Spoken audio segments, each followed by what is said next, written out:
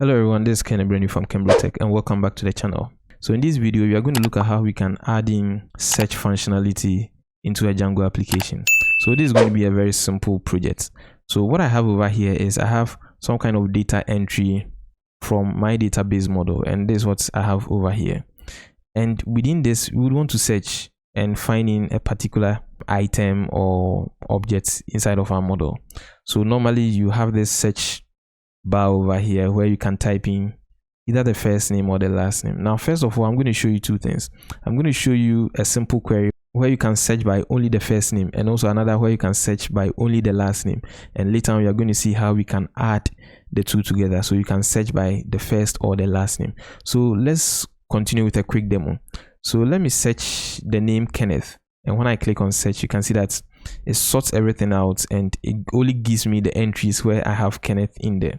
Now, if you are very observant, we have within the last name we have Brony over here, and we also have Bob Brony. So for instance, we have Kenneth Brony and we have Bob Brony. Now if I'm to search Brony and click search, it's going to sort, or it's going to filter through the list of items I have in my models, and it's going to only give me instances where I have Brony showing up, whether in the first name or the last name. So this is going to be the project we are going to build, and it's going to be very simple and very easy. So let's begin. Okay, so what I have over here is I have created a Django project, and the name of the project, as you can see over here, is a search project. And I've also created a Django app, and the name of the app is dashboard. Now inside the project, inside of settings.py, I've actually done some few things over here, and that's basically to register. The first thing I did was to register the app over here. So inside of installed apps, I have dashboard.apps.dashboard config. Then also I have this setup over here where I want to link the system to my templates folder, which I have over here. So this is basically everything I've done in settings.py. Then also in my template folder, like I showed, I have a folder in here called dashboard, and this is actually corresponding to the name of the app. This is pretty much everything I do in almost all my videos. Then I also have partials, where I'll be having some partials which I'll be including using template inheritance. So inside partials, I have base.html, which is currently empty, and I also have nav.html, which is also empty. Then inside of the dashboard subfolder within template, I have index.html, which is empty. So primarily this is all that I have done. All right, so now let's run the project. So I'll do python manage.py, and I'll do run server.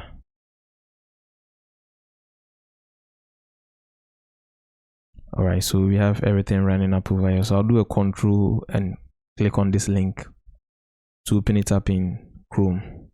Now, one of the things I also need to mention is the fact that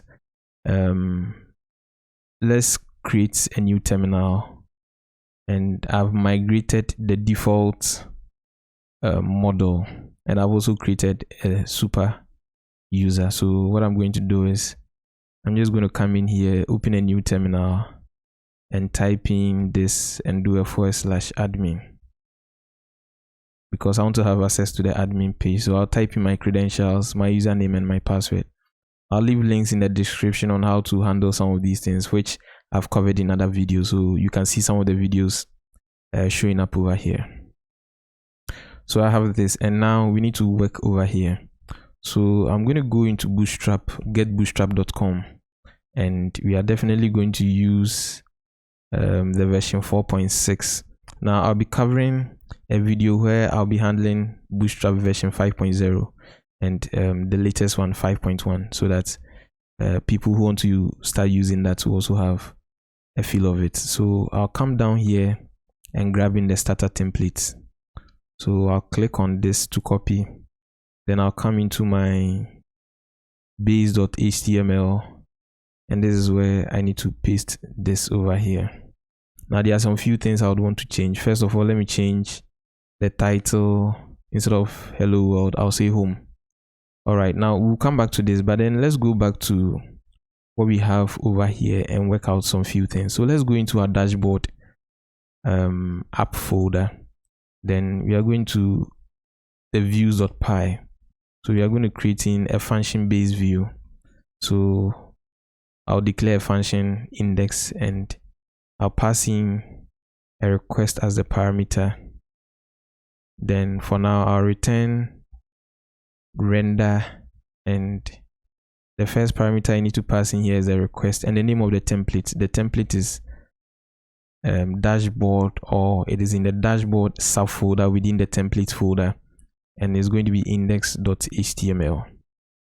all right, and that's exactly what we have over inside this template folder. We have a dashboard subfolder, and inside of this we have index.html. That's what I have over here for now. Now in order to get this working properly, I need to create in a urls.py module over here. So I'll click on this and I'll do urls.py inside of the dashboard app folder.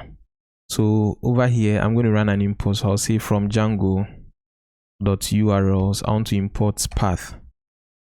Then I also want to say from the current directory I want to import the module views, okay, so that I can have access to the functions writing in there. So I'll do URL patterns, and this is going to be a list. So I'm going to call in the path method, and for now let's leave it as an empty string, and I'm going to have access to the index function from the views module over there, and I'll give it a related name, and I'll just say index like this.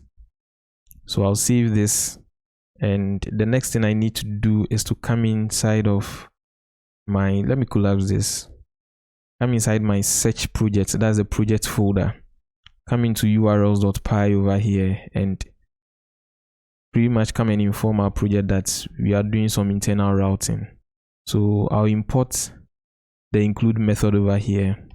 Then all that I need to do is to also bring in a path, and this path is going to include everything in dashboard.urls. think dashboard like this. All right, so I'll save this, and at least we have something to work with. So if I'm to come in here and back into my project and come and refresh, you see that we have an empty slate, okay, because it is actually picking from this index.html. And if I'm to come in here and do, let's say, type in my name, Kenneth Brony, and save, if I come back here, we are going to see Kenneth Brony over here, but this is not what we want. We want to use the bootstrap and all that. All right, so now that we know that everything is working, let me organize our work very well. So over here we are going to use template inheritance, and remember we have inside of the partials a base.html, and that's grabbing the bootstrap CDN. So we need to inform our files that we want to extend it into this particular HTML. So I'm going to bring in the template tag, and we are going to say extends, and the path over here is we want to look into the partials subfolder within templates, and all that you want is base.html. all right, so when I do this, and all that I need to do is to give it a block content. So I'm going to say block content, and I'll duplicate this over here, and after the block content I need to end block. So I'll save this, and if I'm to type in, let's say, an H1 and type in my name, Kenneth. Now when I do it this way, it's not going to show up yet because I haven't done so much. Okay, now we see hello world instead. Now this hello world is actually coming from the base.html, and that's what we see over here. Now we don't want this, but instead of this we want to have the block content. So I'm going to say block content, and these are topics I covered in other videos. I'll leave the link in the description and also in the card showing up here. So I can do end block, and when I do it this way, we are going to see that the name Kenneth is going to show. And this is basically what's happening. This block content is like a block inside of our projects, and whenever we see block content, we are trying to say that this is being imported into what we have over here. Now there's one last thing I would also want to bring over here, and that's the nav bar. So inside of the nav bar, let's go into Bootstrap and grab the nav bar over here. So I'll come in here and search for nav bar, and I'll grab in this template over here. I'll click on this and I'll come and paste it over here. Now there are some few things I would want to change. I would want to put this in a container class so that I have some margin to the left and right, and I need to end it over here. So I'll just duplicate this, closing div tag, and let me use the background of dark over here so that everything looks cool.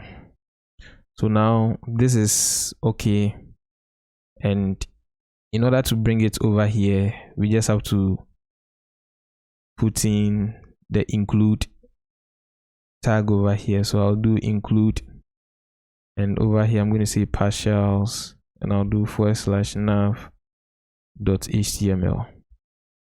So I'll save this, and when I come back here to come and refresh, you can see that we have this nav bar showing up. Good. Now I would want to have this in a container so that I also have that margin to my left and right.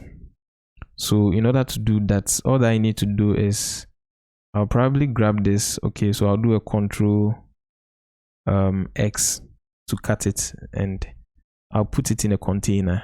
But even before that, I want to have a row and paste this in here. All right, so I have it this way, and if I come back here to come and refresh, we now have it showing up this way.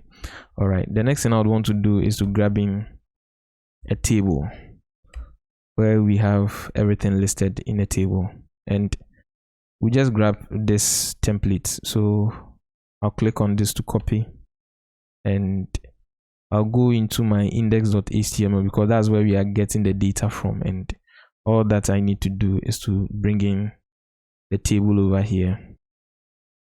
All right, so when I come back here and come and refresh, you can see that you have this table showing up over here. Okay, so there are some few things we need to change. I just want to get rid of this and change this to first name, last name, and I think age. So I'll get rid of the first rule over here, then I'll change this to age, and I'll also get rid of this, and finally get rid of this as well. Yeah, there's one last one over here. All right, so everything is looking cool, and if I'm to come back here and come and refresh, now you have this showing up. Now you want to type in the name over here, click on search, and see whatever is going to happen over here. But before we do that, we need to first work on our model so that we can have some data in our database. And in order to do so, we need to go into our app folder and go into models. We don't have any model over here yet.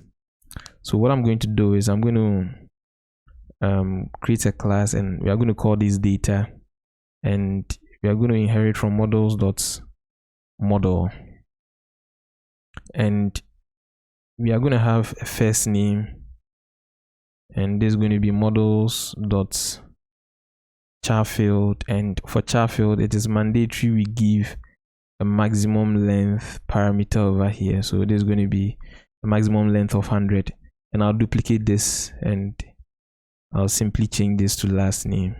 All right, then the last thing I would want to do over here is to have age is equal to models dot, then over here I'll choose positive integer field because our age is definitely going to be 0 or anything above 0. Then for a default value, I'll say 0. Then the last thing I would want to do is I want to have a string representation of the model. So I'll do a def underscore underscore str, a double underscore, and I'll pass in self. Then I'll return self dot first name like this. Now the last thing I would want to do is to come into admin.py and come and register the model over here. So I'll run an import. I'll say from the current models, I want to import data. So I'll do admin.site.register and I want to say data over here. So after saving this, we need to run a migration in here. So first of all, we are going to do python manage.py make migrations. So I'll run this and we need to finish it off with python manage.py migrate. Alright, so we are good to go. So having done this, if I come back here and come and refresh, we now have this data showing up over here. Now I can add in some data and I'm quickly going to do that.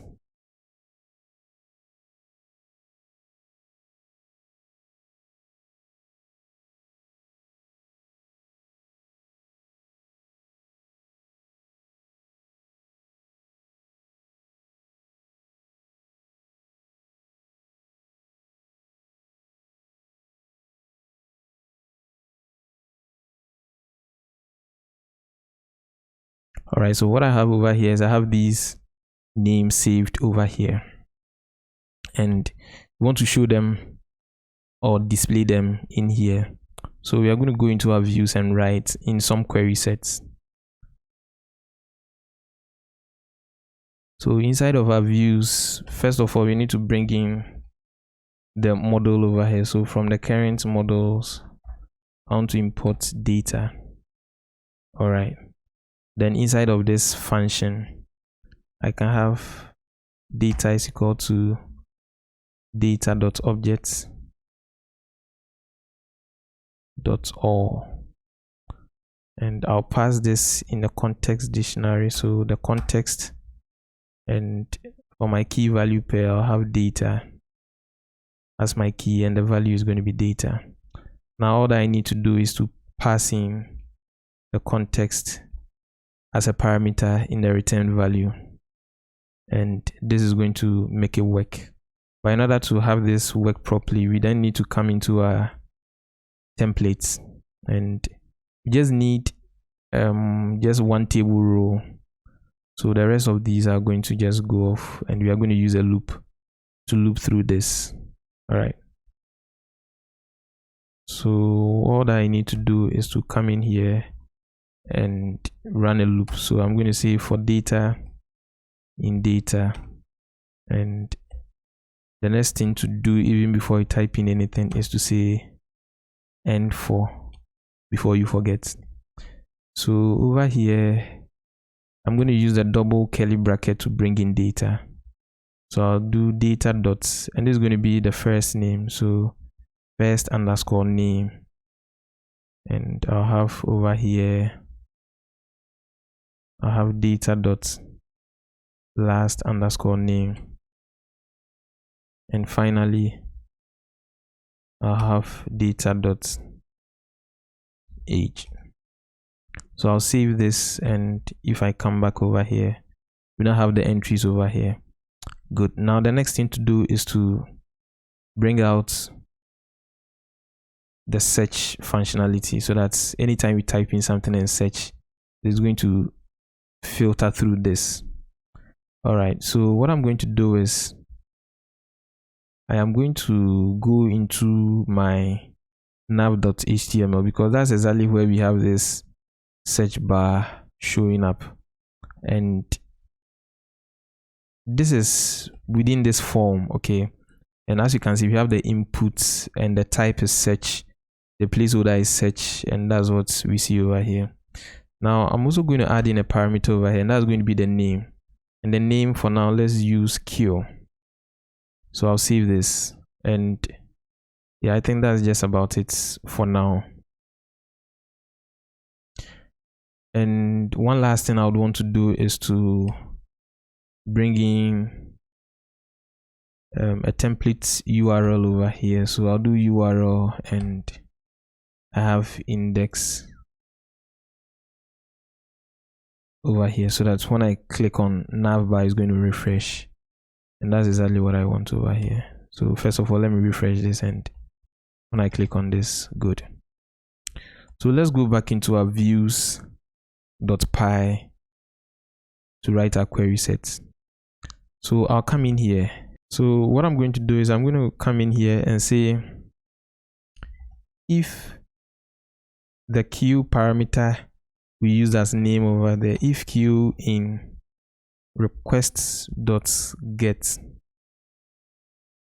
if Q in request.get, they want to set up a new variable we are calling Q, and this is going to be a request.get,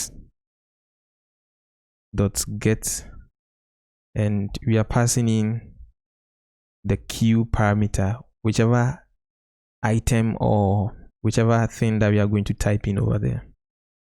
All right, so when this is satisfied, then we want to set up a new variable called data, and that's because we are using data over here, so we want to maintain some consistency. So data is now going to be the data.object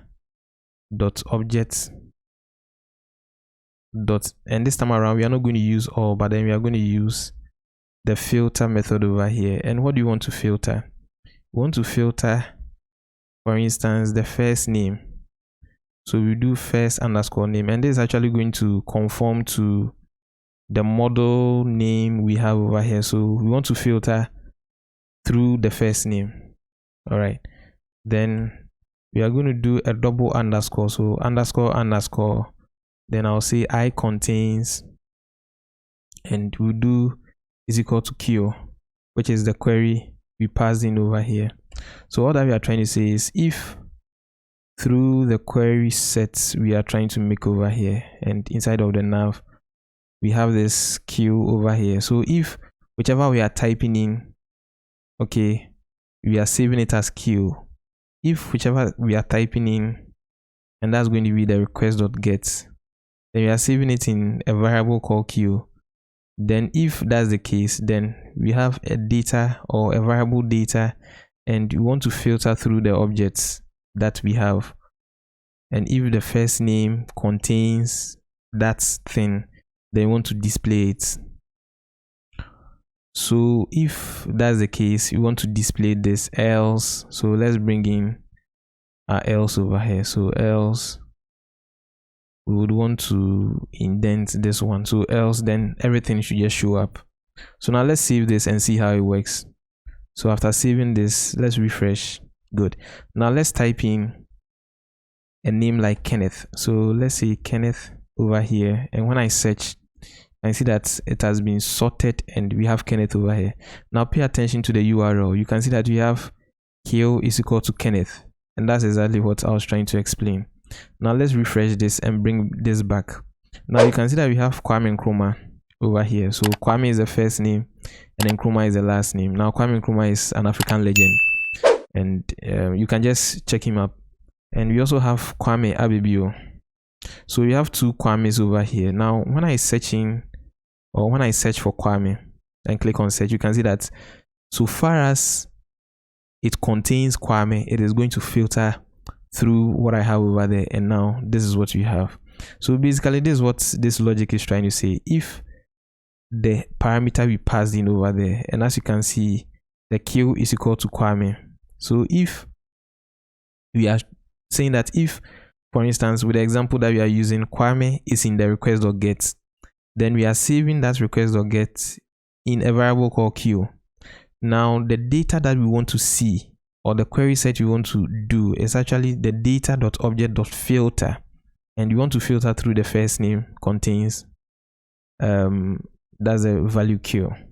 Now let me come back here, and let's say if you want to filter or search through the last names, okay, and if I'm to type in Brony, which is obviously a last name showing up over here, when I click on search, it's not giving me anything, and that's because per our logic over here, we are only filtering through the first name. So it is only going to be possible to also do something like last name, and now the query set is now going to work. So when I search through Brony, as you can see over here, now you can see that everything that contains Brony is showing up. So for instance, I have Kenneth Brony and I have Bob Brony showing up over here. Now we don't want to have it this way, because somebody can just, or somebody would want to search Kenneth, and Kenneth is not in the list of last names. So if you search, it's not going to show us anything because it is empty.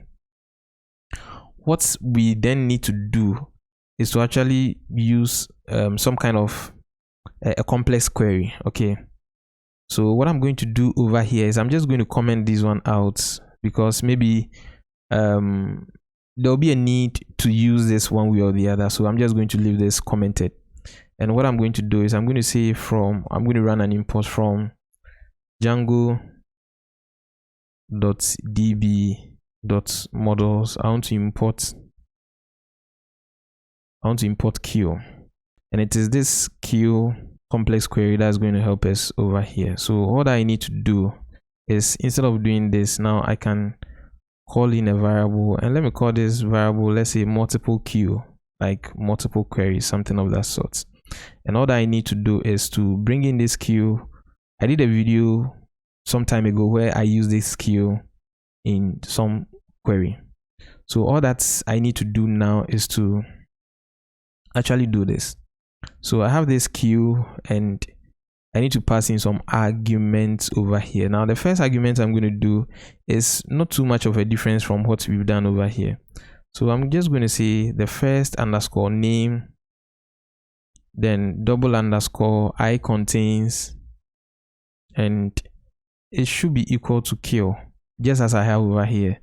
Okay, then because I'm using this queue, I can now bring in multiple queries. So I can pipe it this way.